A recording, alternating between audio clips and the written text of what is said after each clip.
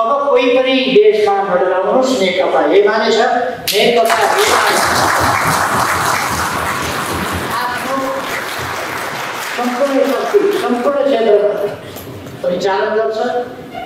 देशमा अब उपरान्त कसैका घर चलाउन दिइने छैन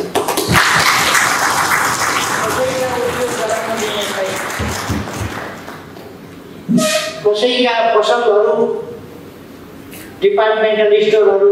लुट्न दिने छैन नेकपा एमाले अब त्यसको प्रबन्ध र कसैलाई सुरक्षित हुन दिने छैन नेकपा एमाले सुरक्षा गर्छ किनभने हामीले देख्यौँ यस्तो परिस्थिति देशमा बन्यो जनताको सुरक्षा आफैले नगर्ने हो भने